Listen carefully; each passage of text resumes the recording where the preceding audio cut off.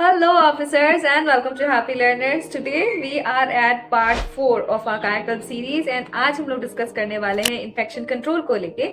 So without any delay, let's just start the video.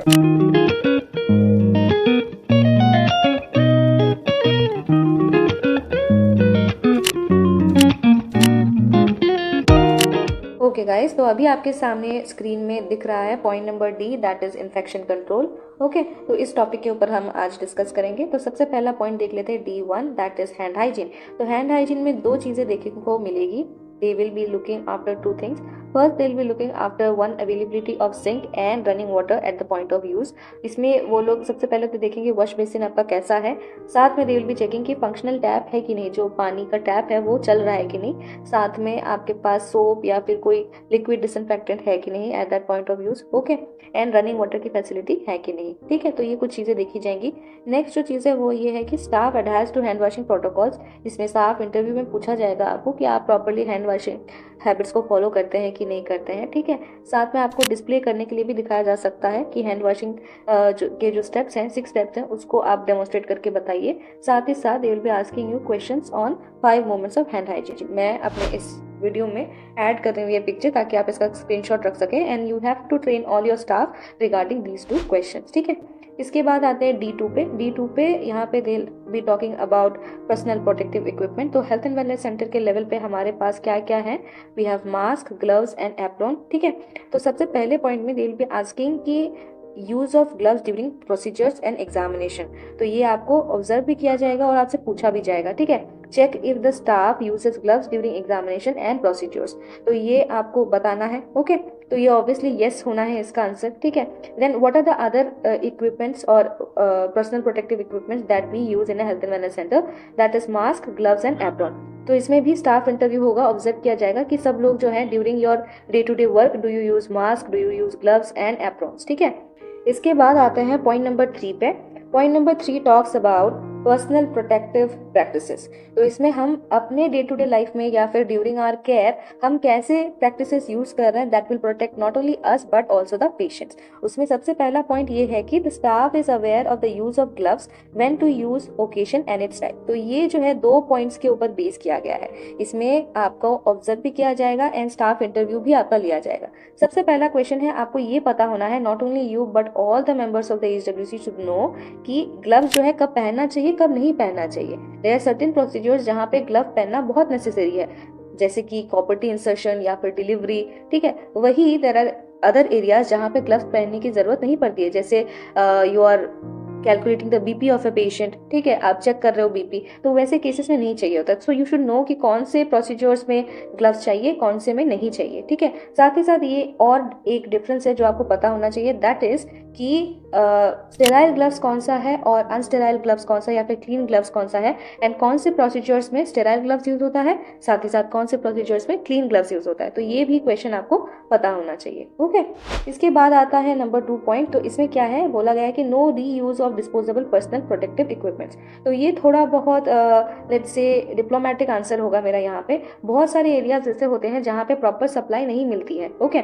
तो in that case you might be forced or you might be bound to use the disposable personal protective equipments, but that in case अगर हुआ तो you have to use after adequate sterilisation. ठीक है, otherwise check that disposable gloves and mask are not reuse. Mask कभी भी हम लोग reuse नहीं कर पाते हैं. ओके, बट देन हाँ, अगर ग्लव्स की बात है और सप्लाई बहुत ही कम है, फंड्स अनअवेलेबल है, then you have to reuse it, but उसके लिए एडिक्वेट स्टेरिलाइजेशन चाहिए. Otherwise you don't need to say कि आपको रीयूज करना है. ठीक है, if you don't know the proper criteria of reusing these items, you can just simply say कि नहीं, रीयूज नहीं किया जाता है. Okay, they will be observing. अगर कोई एक्टिविटी चल रही है आपके सब सेंटर में या फिर आपके हेल्थ एंड वेलनेस सेंटर में, तो they will observe you during your activities. Okay, इसके बाद आते हैं हम D4 पे. ठीक है, तो D4 में क्या लिखा गया है, decontamination and cleaning of instruments. ठीक है, तो इसमें क्या है, सबसे पहला पॉइंट है staff knows how to make chlorine solution. तो इसमें स्टाफ इंटरव्यू होने वाला है एंड आपको पूछा जाएगा कि आप कैसे क्लोरीन सोल्यूशन बनाते हैं एंड कितनी बार बनाते हैं. ठीक है, तो एक बार जब हम एक क्लोरीन सोल्यूशन बनाते हैं उसका वैलिडिटी एक पर्टिकुलर टाइम पीरियड तक ही रहता है, वो एक पर्टिकुलर टाइम तक ही इफेक्टिव रहता है, ठीक है। तो वो कितने टाइम तक इफेक्टिव है वो आपको पता होना चाहिए, and thus how many times do you have to prepare the chlorine solution, वो भी आपको पता होना चाहिए, ठीक है। इसके बाद वाला पॉइंट में क्या बोला गया है कि decontamination of instruments and surfaces like examination table, dressing table. तो आपके सेंटर में जितने भी सारे इक्विपमेंट्स हैं, इंस्ट्रूमेंट्स है या फिर एरियाज है विच रिक्वायर डीकंटामिनेशन, वो आप कैसे करते हो उसके बारे में यहाँ पे पूछा जाएगा, बहुत ऑब्जर्व किया जाएगा एंड स्टाफ इंटरव्यू भी होगा, तो उसमें आपको बताना है, ठीक है। सबसे पहला चीज उन्होंने बोला है कि डीकंटामिनेशन ऑफ इंस्ट्रूमेंट्स जो है वो 0.5% क्लोरीन सोल्यूशन से करते हैं। कोविड के बाद आपका जो ये 0.5% वाला जो मार्क है ना, वो शायद से चेंज हुआ है, ठीक है। It has been updated to 1%, okay. तो वो आपको एक बार क्लैरिफाई कर लेना है कि कितना परसेंट आपको क्लोरीन सोल्यूशन डालना है, ठीक है। तो ये क्लीनिंग जो है वो 10 मिनट्स के लिए की जा रही है, ठीक है। फिर वो लोग क्या चेक करेंगे, दे विल चेक कि इंस्ट्रूमेंट्स जो है वो प्रॉपर्ली क्लीन है कि नहीं, थॉरली क्लीन है कि नहीं विद सोप एंड वाटर। ऐसा ना हो कि बिफोर स्टेरिलाइजेशन ही उनमें ऑलरेडी ब्लड स्टेन्स अवेलेबल हैं, कोई जंक अवेलेबल है, ठीक है, रस्ट हो चुका है, तो all this thing should not be present, okay. Then staff से पूछा जाएगा यहाँ पे कि how do they clean the surfaces of substances either by chlorine solution or disinfectant like carbolic acid। तो क्या से आप क्लीन करते हो, साबुन सोल्यूशन भी कभी कभार हो सकता है, ठीक है। तो वो आपको यहाँ पे बताना है। ऑलवेज मेक श्योर कि जो आप बता रहे हो वो आप डेली लेवल पे कर रहे हो फॉलो, या फिर एटलीस्ट जो भी आप फॉलो करते हो वीकली बेसिस पे या फिर बाय वीकली, वो आप फॉलो कर रहे हो, ठीक है। If you make up things according to the book and they ask you again questions, you won't be able to answer, तो इसकी वजह से जो आप करते हो फॉलो वही आप आंसर करो, ठीक है। इसके बाद आगे बढ़ते हैं नंबर 5 पे। यहाँ बताया गया है about reprocessing end of reusable instruments and equipments, ठीक है। तो रीप्रोसेस कैसे करते हैं हम, ओके। तो इसमें क्या लिखा गया है, adhere to protocols for items that come in contact with intact skin. तो कोई भी ऐसा इक्विपमेंट जो किसी पेशेंट की स्किन के साथ कॉन्टेक्ट में आ रहा है उसको हमको डीकंटामिनेट करना होता है, एंड इस चीज में आपका रिकॉर्ड भी मेंटेनेंस वो लोग देखेंगे, ठीक है। तो सबसे पहले क्या है, check reusable items like thermometer, stethoscope are free from visible contamination. तो अगर कोई देख रहा है आपके स्टेथोस्कोप को या फिर आपके बीपी मशीन के कफ को देख रहा है, तो it should not be contaminated और it should not look unhygienic या फिर डर्टी, ठीक है। जो स्टेथोस्कोप का बेल होता है, डायफ्राम होता है, वो स्टिकी नहीं होना चाहिए या फिर विजिबली सॉइल्ड नहीं होना चाहिए। सिमिलरली गोज फॉर स्टेथोस्कोप का कफ, ठीक है। तो वो ये जो चीजें हैं ये आप डिसइंफेक्टेंट सोल्यूशन या फिर स्वैब से या फिर आप वाटर और सोप के साथ भी इसे वॉश कर सकते हैं, ठीक है। नेक्स्ट पॉइंट क्या है, नेक्स्ट पॉइंट है adhere to protocol for high level disinfection. तो हाई लेवल डिसइंफेक्शन में यहाँ पे आपकी स्टाफ इंटरव्यू भी हो रही है और ऑब्जर्व भी किया जा रहा है। तो दे हैव गिवन 3 मेथड्स यहाँ पे कि कैसे आप हाई लेवल डिसइंफेक्शन कर सकते हैं। This can be done at least once in a month, ठीक है, या फिर twice in a month whenever you feel it is comfortable, okay. तो सबसे पहला है boiling for 20 minutes with lid on, ठीक है। तो यहाँ पे क्या है, आपका अगर ऐसा कोई कंटेनर है, okay, I will show you a picture here, मैं ड्रॉ कर रही हूँ इसे। तो ऐसा एक कंटेनर रहता है जिसका एक लिड रहता है, okay, and it is connected to electricity. यहाँ पे पानी डाला जाता है एंड सारे इंस्ट्रूमेंट्स को यहाँ पे डाला जाता है। तो यहाँ पे अगर बॉइलिंग कर रहे हैं आप, you need to be doing it for 20 minutes, ठीक है।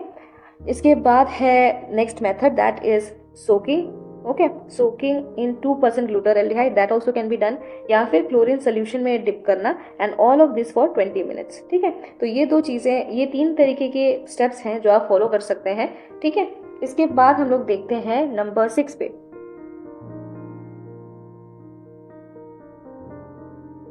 नंबर 6 पे हम लोग देख रहे हैं स्पिल मैनेजमेंट के बारे में लिखा गया है, ठीक है। तो हमारे लास्ट वीडियो में हमने मर्क्यूरी स्पिल पे बात की थी। यहाँ पे जो स्पिल बात किया जा रहा है दैट इज बॉडी फ्लूइड्स और let's say any kind of fluid from the hospital itself, ठीक है। तो उसका मैनेजमेंट हम कैसे करेंगे, staff is aware of how to manage the spills. तो उनको पूरी जानकारी होनी चाहिए सारे स्टाफ को that how you manage spill, okay. Staff interview में आपको क्वेश्चंस पूछे जाएंगे इससे रिलेटेड, ठीक है, कि कैसे करते हैं, क्या चीज़ें हमें ध्यान में रखनी होती है, all those kind of question. तो स्पिल मैनेजमेंट का पूरा कॉन्सेप्ट आपको और आपके स्टाफ को पता होना चाहिए। नेक्स्ट पॉइंट है spill management protocols are displayed at the point.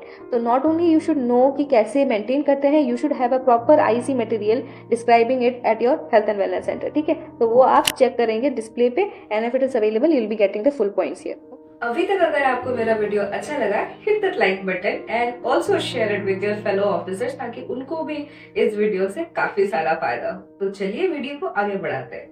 Okay तो अभी आप अपने स्क्रीन पे देख रहे हो point number 7 that is isolation and barrier nursing. इसमें क्या होता है, सबसे पहला पॉइंट ये दिया गया है कि infectious patients are separated from other patients. ठीक है, तो इसमें ऑब्जर्व किया जाएगा प्लस साथ में स्टाफ इंटरव्यू दिया जाएगा। तो इसमें क्या देखना है आपको कि जितने भी सारे रेस्पिरेटरी इन्फेक्शियस पेशेंट है, केसेस है, उनको आपको जनरल क्लिनिक रूम से, जनरल पेशेंट्स से थोड़ा दूर रखना है। ठीक है, it is in order to save the other general patients, that is to protect them from spreading the infection. Okay, now एक चीज जो मैं आप सभी से रिक्वेस्ट करना चाहूंगी is that it is always necessary to make sure that you are not demeaning to the patient who has respiratory infection. अक्सर कई बार ये होता है, हम हेल्थ केयर सेटिंग में देखते हैं कि just because the patient is suffering from TB या फिर अदर ट्रांसमिशन बेस्ड डिजीजेस, उनको बहुत ज़्यादा नेग्लेक्ट किया जाता है या फिर बहुत ज़्यादा उनको डिस्क्रिमिनेट किया जाता है। तो we should not be doing that and this is a responsibility as a health care staff. ठीक है, तो आप जो भी हो, as a CHO, as a staff nurse, जो भी आप सुन रहे हो इस वीडियो को,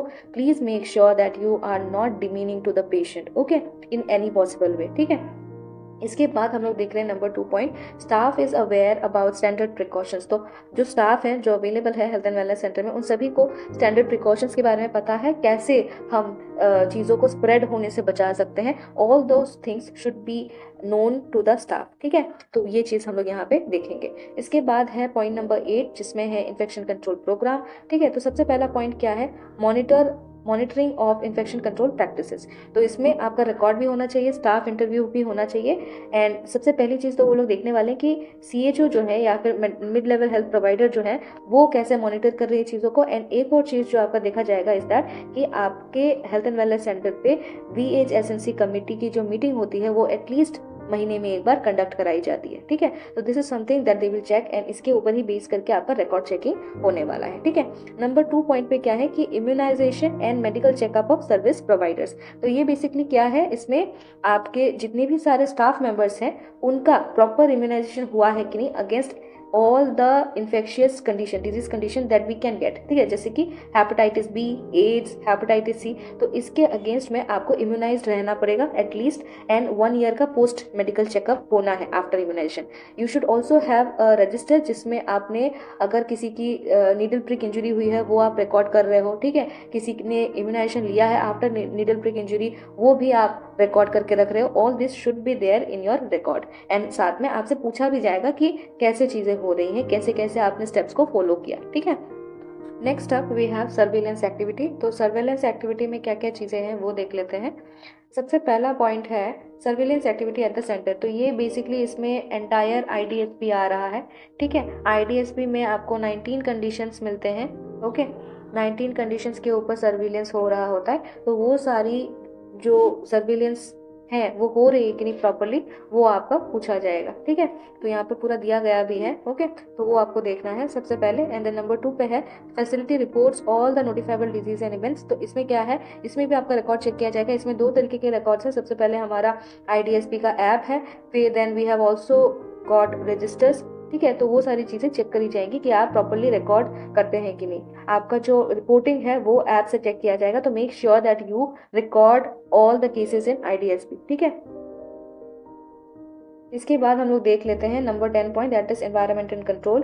नाउ एनवायरमेंटल कंट्रोल में 2 ही पॉइंट्स हैं। सबसे पहला है क्रॉस वेंटिलेशन। तो इसमें क्या है कि they will observe and they will see कि सारी चीज़ें काम कर रही कि नहीं। तो they will check for the availability of fans, air conditioning, heating, exhaust, ventilators. ठीक है, तो एनवायरमेंटल कंट्रोल के हिसाब से ये सारी चीज़ें काम कर रही है कि नहीं वो लोग चेक करेंगे। ठीक है, नेक्स्ट जो पॉइंट है उसमें वो लोग क्या देखेंगे, सबसे पहले वो लोग देखेंगे कि preventive measures for airborne infection has been taken. तो एयरबोर्न इन्फेक्शन से बचने के लिए सारे मेजर्स लिए गए हैं। कैसे, जैसे कि हमने अपना जो सेंटर का लोकेशन है वो गार्बेज डंप या फिर कैटल शेड, स्टेगनेंट पूल या फिर पोल्यूशन फॉर्म इंडस्ट्री में नहीं रखा है। ठीक है, तो ये सारी चीज़ें हैं जो आपको इन्फेक्शन कंट्रोल में देखनी है। Okay, and this marks the end of today's video. So this was it for today's video guys. उम्मीद करती हूँ कि आपको इस वीडियो से काफी फायदा मिला होगा।